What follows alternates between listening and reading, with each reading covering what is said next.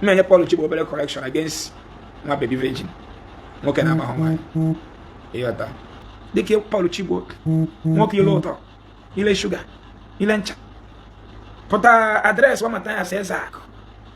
Mathais Ezeaku gbara yalo ke gbara yalo ka gbara yalo ka ọbụla so ịhụ n'ụbụ ndị ụka zuzu chenani bụ gbara nke n'ọbụbụrụ mmadụ mana ọnụ nwa ka alụrụ da psychiatric hospital ndị ụka nwanne ekwu ya ọ bụrụ ya na nwa virgin ịma mmadụ na ndị mmadụ banya mara ihe onye a na-abara m mba n'ihe m na-ekwu abụrụ eziokwu kedu eme na ọ bụrụ eziokwu kedu nwa virgin na-arụ n'ime ndụ ga-abụrụ ka okpere gị ekpere ka onye ara dị mma ka onye ara dị mma ka ihe dị mma ka Jizọs n'ihe niile ka ọ na-aga free for everybody mgbe na-ajụgịsị gị ọ bụrụ na nwa virgin ka na-ekperu na ekpere na-eme na fasting ka Jizọs gwọọ ya mee nke a ma rụọ ọrụ na ebe a na-edowe ndị ala ihe ọ na-eru gị bụ scam Chuka njina kasi na mandana tara fanama. Ndi ne na fake drugs ere sumu na e mandana tara fanama. Ndi ne ba mama na Jesus na menke o mandana tara mama. Paul Chigbo pota ne weto kedi hem guru Paul Chigbo. Na agwa na nwa virgin pota. Wa ndi man na Jesus ada agwo ya. Na mama ya nwe sugar na ebere mi o ba December gara gara. Na mi ya nwe 3 job pepa aga keta. Hada ihe na agwa gị can happen to you. Bete ihe na ekpere. Sugar na many body. Aroge de ka ofia. A ofia nwe gị topụta afifia ọbụla at any moment. So Paul Chigbo Ibia, say na me kwaru. When once in here, you na-ekwu ka o mere. And the woman agbara maka ebe na Jesus na ha agwọ ya. Makọta Jesus na agwọ ya, mana m ihe na-eji abụrụ n'ọgwụ. Asị na jere aka na agwụ ya n'ọnụ. Ị ga-werekwa Jesus na agwọ ya, werekwa ya n'ọgwụ na agwụ ya, ofu gị echus. Si enwere obere correction m na-enye Paul Chigbo, nwoke iri ya na atọ lelele ka sugar. M na-enye Paul Chigbo obere correction against Nwababy Virginia Ebuka na Mathais Ezeaku. Dike Paul Chigbo, nwoke ile ụtọ ile sugar ile ncha pụta adreesị wa Mathais Ezeaku. Mathais Ezeaku gbara yalo ke gbara yalo ka gbara yalo ka ọbụla so ịhụ n'ụbụ ndị ụka zuzu chenani bụ gbara nke n'ọbụbụrụ mmadụ mana ọnụ nwa ka alụrụ da psychiatric hospital ndị ụka nwanne ekwu ya ịpụta sị m na gbara yalo ke ọbụla kedu gbara yalo ke na ndị nke na-eyi mprom ga na-awụ n'ime mmiri n'elu pọtọpọtọ kere gbara yalo ke na idi mkpa agụcha university na Nigeria ga-eyiri mprom yiri nyarị chaplet na-agụ na mtọpụ na kọpụ ndị kere abụ na tọpụ ndị kere abụ na tọpụ ndị kere abụ ite na-apịa n'alụ nyanwa mara eke mmadụ abụ mpịa mara eke mmadụ abụ ma mị anaghị eke ụmụnne na anaghị eke ihe ọ ghọtara ebe abụ na onwere factory na Benin onwe ha ọrụ as a graduate ọ ghọtazie na ekele ya abụ and ọnụ nwa bụ evangelist Paul evangelist Reverend Fathers and Pastors na-ezuzu ihe a n'ime fa wee ghọta na eke fa abụ so ọnụ nwa gbara yalo oke gbara nke mebido bedi ihe anyị na-eme kịta gbara anyị ka ebinite ịma na anyị gwara unu na otu unu si ri anyị ka anyị ga-esi dọpụta ụmụnne anyị si gbara ya oke kedu gbara ya oke na gị nwa Paul Chigbo na sọpọtụ si jee mụ alụnsị ọkụ na alụnsị ji obodo ịga n'iru kedu onye arụnsị ya emedo onye obodo otu a na nna anyị nọ kịta ana Igbo village gị na anụ m alụnsị ọsị n'ịma ngote ebe nzi onye Germany lụrụ alụnsị ọsị na marụ factory ebe na-eproduce mmiri na abụnu alụnsị o megidere ịrụ power bank factory arụnsị ojiru TV television factory Paul Chigbo onye ile ụtọ ile ncha ị na-ekwo na-atọ nke na-atọ ndị ụka mana ihe na-atọ ndị ụka bụ ihe ile ncha iji were ihe ndị jeri unu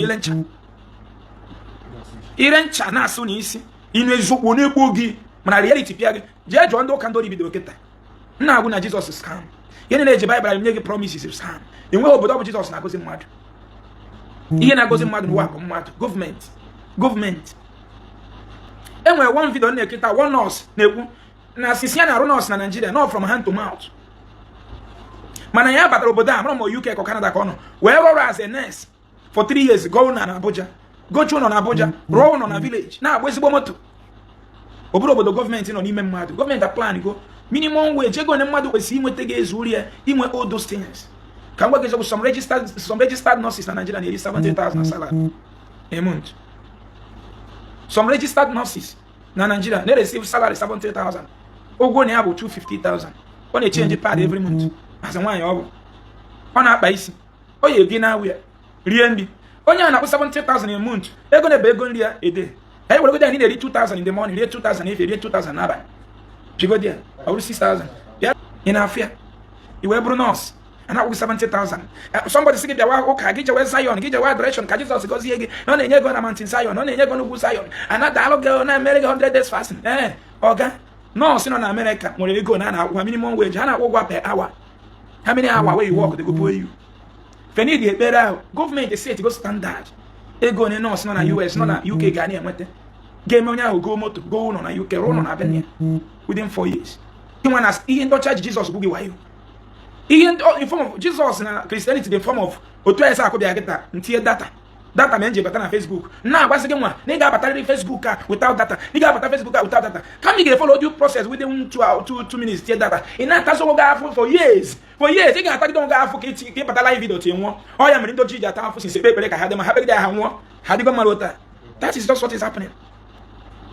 Only na bere Jesus, ka Jesus go zienya. Na go Bible onye ocha produce. We Bible nye be follow.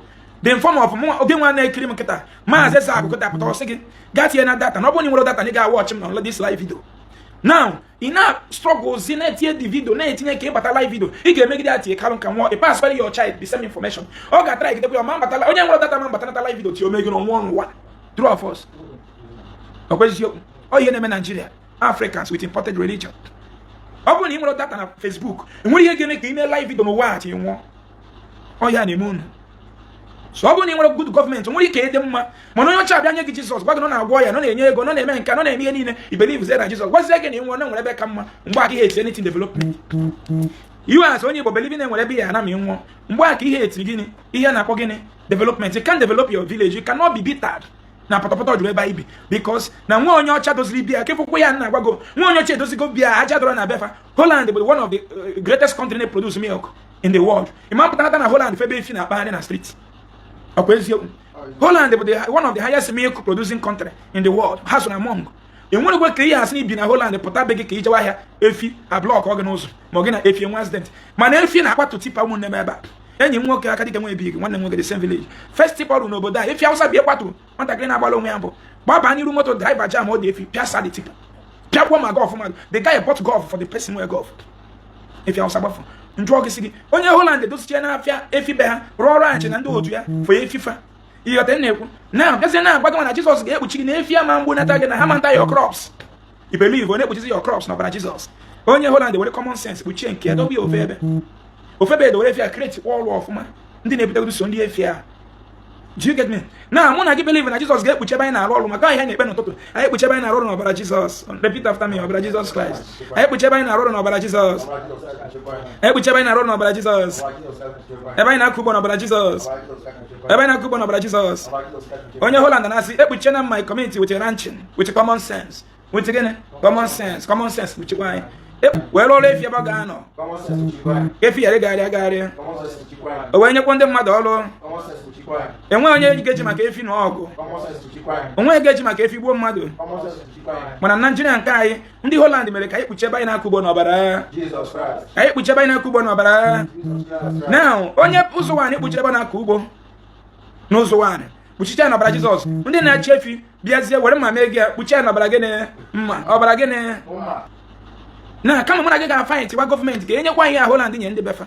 A reverend father, no, I been now you concern which in the Ben no about Jesus. Reverend father, I made a meeting na constitution. I get any reverend father on your village meeting. Your boy right there now, see what have agents of darkness. Once that reverend father blow your boon. And when father be all who you all the slavery master na village june. On Atinya na your village platform. Village june am what peace no what. Because I have the demonic. I never read your mind now passing what our villages are planning to Rome. That agent of darkness. In my meaning of confession, case because the word confession on that Catholic Church. In where in that which even not about Jesus. Holland, the way common sense which ever. All men teach the Bible more. But some of the Bible, okay, but not for a 13. I over for the woman's near a tat. More where a woman cannot bunk. Ndoya, Doctor Sam, because Sam will come. Here, Ben Sam and Palabema. With what time? Tayakana, won't move the Rolla. Why? I'm not going to like Genuine village. I'm not going to make a rore. Na be na la long raba. Ona someone. Obi na so pim. We go kesa amaro. Of Psalm 21, Psalm 23, Psalm 24. Oh Lord, you are my shepherd. Every spirit of motor accident in my truck. Holy Ghost make the plona ko for. For when the Bible jewa money man sakoko. Iya no na money man so for driver that work na phone oga. Ai mo so bo. Enwe trailer hit motor ini ke motor e we so masauto. Efria. Mwa, Jose Chapel, Jebewa, and the village went to go. Now, nwanne anyị nwoke Paul Chigbo nwoke ile ụtọ ile ncha ịbịara ịgbaziri m ọnụ kedu ihe m kwuru ihe Mathais Ezeaku kwuru bụ sị na mbọsọ bụ na Nwababy Virginia ya apụta ụtụ ansị kwu ya kịta gwa ndị ma na Jizọs anaghị agwọ ya onye ya arụ ya ji ụlọ ọgwụ na mmụ ya na-ebekwuri ọkpa n'ihe o ji ruo ụlọ ọgwụ maka ndị ala bụ ka a na-ekio ndị ala bikọs n'ebe aka na-ekio ndị ala n'ụwa niile ụmụ akpụrụ efi je celebrate ya Nwababy lụrụ na mkpụkpụrụ efi n'ute 1.something million golo efi je n'ahịa aka ọ bụrụ na-egbu ụmụnne m na scam ụmụnne m isi na-eme charity just like Igbo love themselves charity foundation. It takes me nothing to go and work at Dr. Malon why in our partner with here because also one of our biggest surgeon.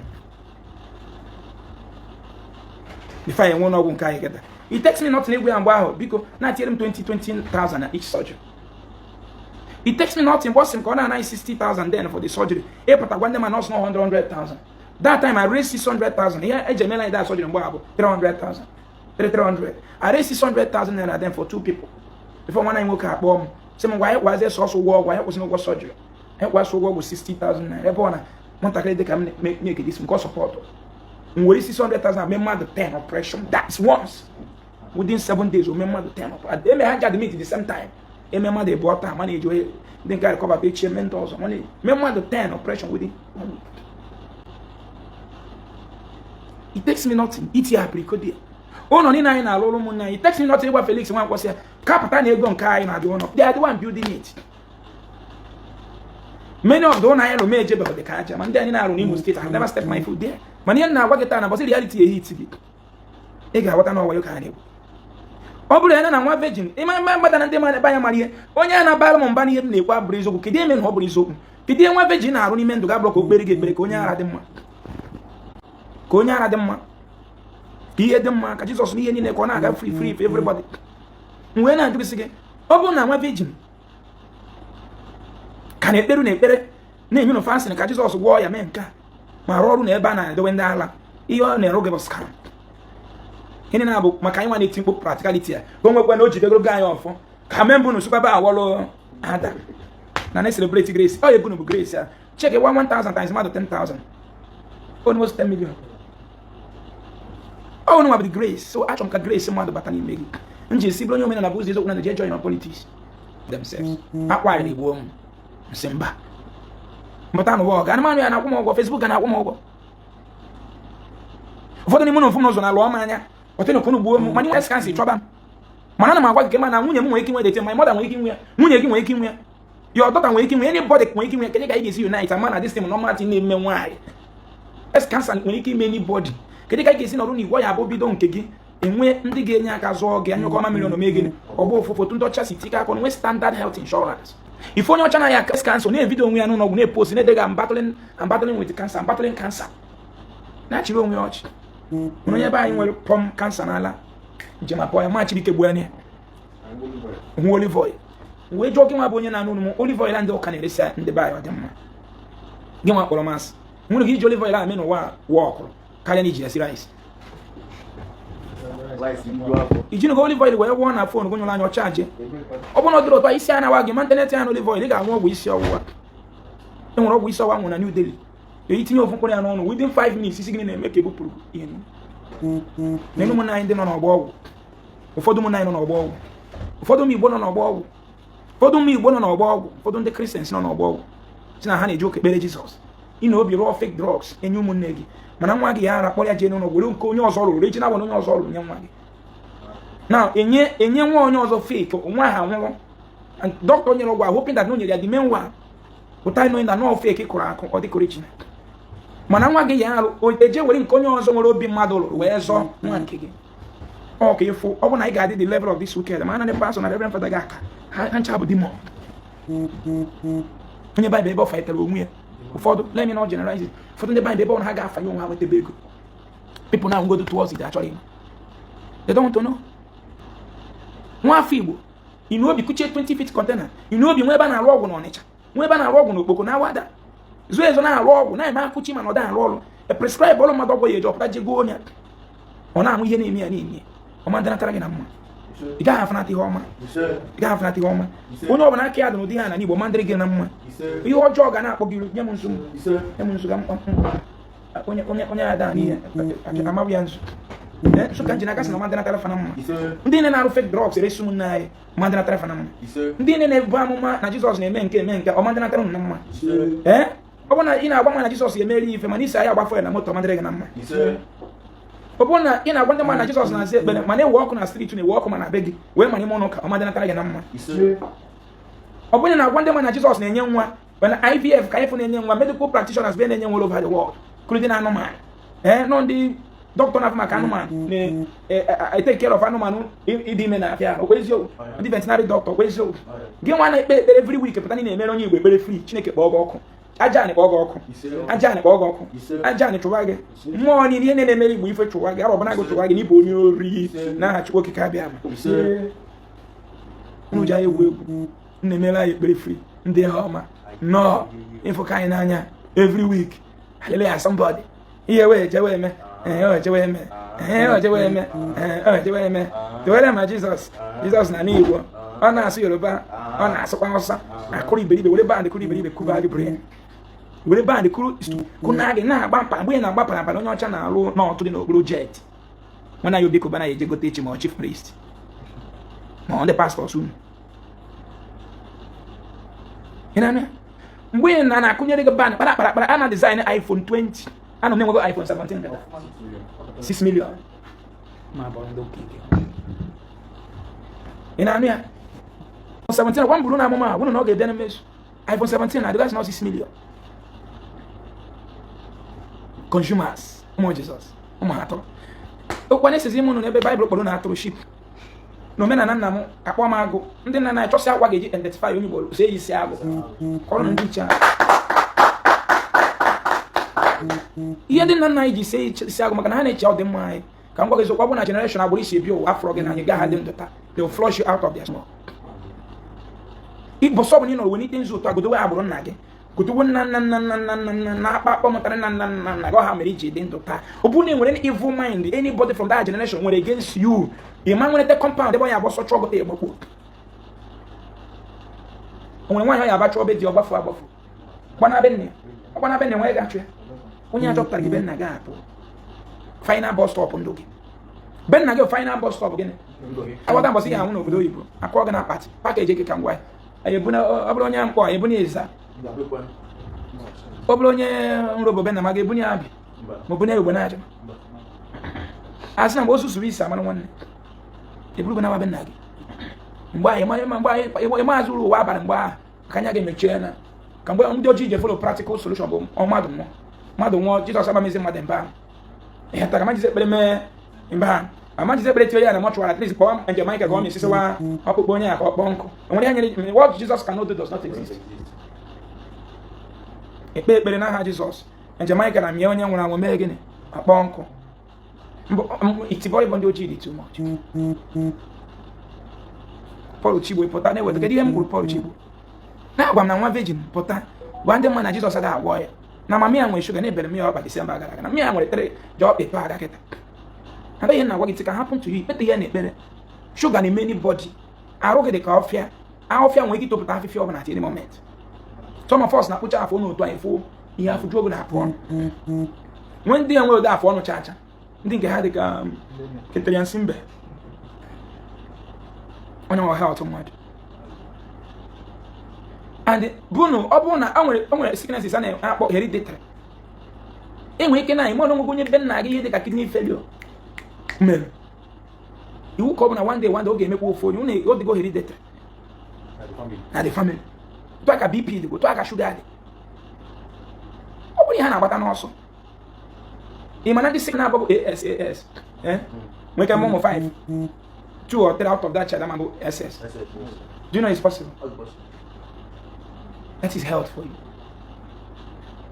So Paul Chigbo ịbịa si na mekwa arụ onwe mgbe nsị ihe na-ekwu ka o mere adịghị o mere na-agbara maka ebe na Jizọs anaghị agwọ ya makọta Jizọs na-agwọ ya mana m ihe na-eji abụrụ n'ọgwụ asị na jiri aka na-abagwụ ya n'ọnụ ị ga-werekwa Jizọs na-agwọ ya werekwa ụlọ ọgwụ na-agwọ ya ofu gị echus